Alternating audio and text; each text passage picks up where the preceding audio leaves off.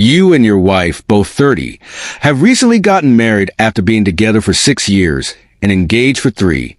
The wedding had been delayed twice due to COVID, which was a challenging time for both of you, but especially for your wife due to her struggles with mental health. She has long dealt with depression, ADHD, and anxiety, and these issues seem to have worsened during the pandemic.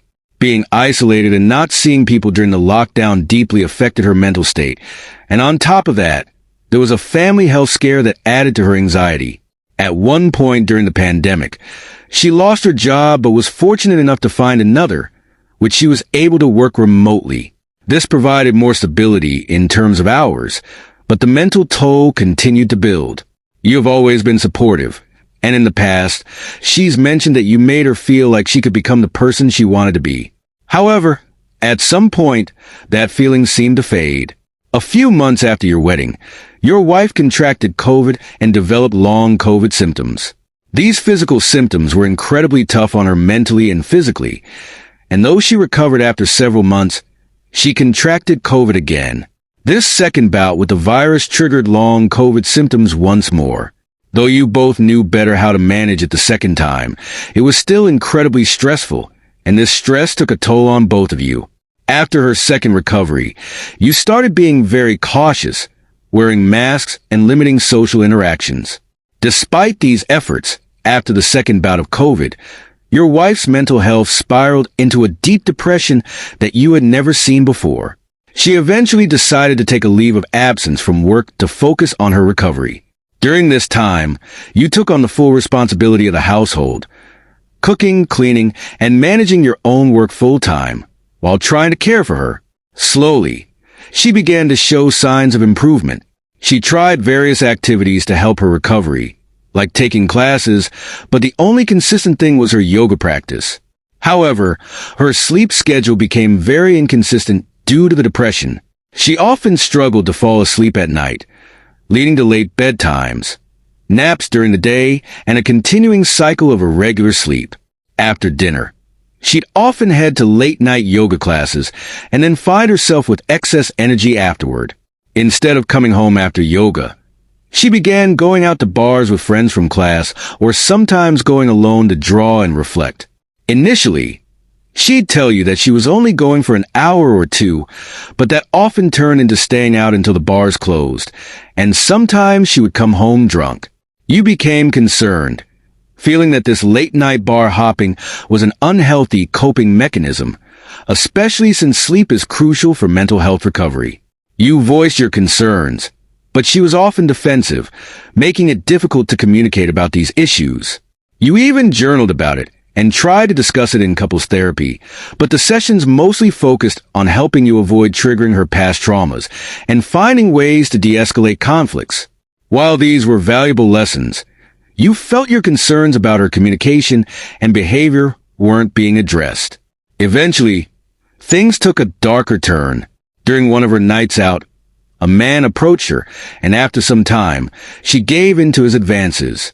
She admitted to kissing him, exchanging emails, and eventually meeting up with him again to have sex.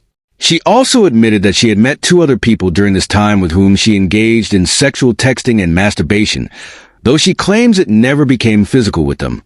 You discovered this affair by accident. One day, while she was napping, you picked up her phone to charge it, and a notification appeared from an unfamiliar number. Out of curiosity, you opened the message, and that's when you realized what had been going on. You were devastated and decided to gather more evidence by sending the emails she had exchanged with this man to yourself, so she couldn't deny it later. When your wife woke up, you confronted her. She was filled with remorse, crying and apologizing. She explained that she felt lost, that she craved attention and wanted to feel desired and alive. She admitted that she never wanted to be with anyone else, but was seeking something that made her feel important. You were heartbroken, but told her that you wanted to work on the marriage and her mental health together. She seemed to be equally committed at first. The next day, however, after speaking with her therapist, she became defensive.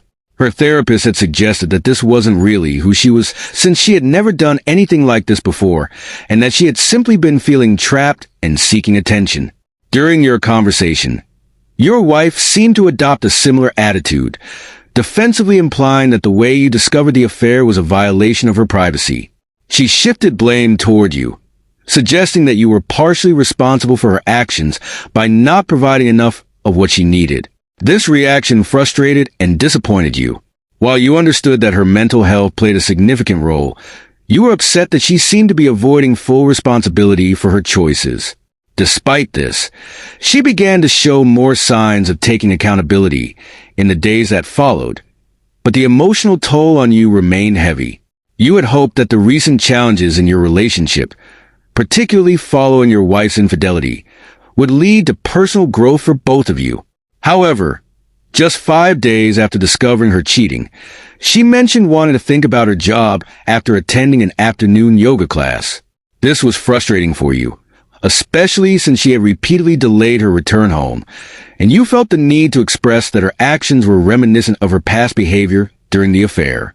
You went to the bar where she was, using the location sharing feature on her phone to confront her about your concerns.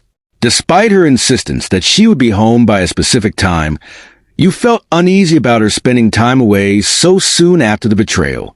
Although you don't suspect she cheated again, the emotional fallout from her previous actions still weighs heavily on you. After attending couples therapy, she had another therapy appointment shortly afterward and has since been spending a lot of time away from home. She's mentioned vague plans, like having dinner with a friend, but hasn't been forthcoming about her whereabouts. She has expressed a need for space, often coming home late and sleeping on the couch until you wake up, then returning to bed just before leaving again. You're worried that her need for space might lead to a more significant separation, not just for your sake, but for her well-being, especially considering her history of suicidal ideation. You want her to be okay, and it seems like her views of your relationship may be colored by her experiences with her parents' relationship. You feel that any actions you take might be perceived by her as controlling or intrusive, which is the last thing you want. You suspect her therapist has heard her frustrations about you and may be subtly encouraging her to pursue a separation, which you don't believe is entirely wrong given her feelings. However, you're concerned that she might be selectively sharing information with her therapist, such as not disclosing her infidelity during the 2 months it occurred or how often she was going out drinking alone. In your next couples therapy session, you fear she might announce her intention to move out, believing that expressing your desire for her to come home at a reasonable hour could be seen as controlling. This situation feels particularly unfair, especially since you've been working on your communication and conflict resolution skills as a couple, acknowledging that both of you have issues to work on. You feel a profound sense of loss at the thought of starting over without her, but you also recognize that acquiescing to her demands could reinforce her belief that you want to control her. Your primary concern is her happiness and mental health, and you've tried to communicate this in your discussions. You're aware that your approach may come off as argumentative, which can trigger her past traumas, but you genuinely aim to understand her perspective. It's deeply painful for you to feel that she thinks you want to control her rather than recognizing that you're trying to support her through a difficult time.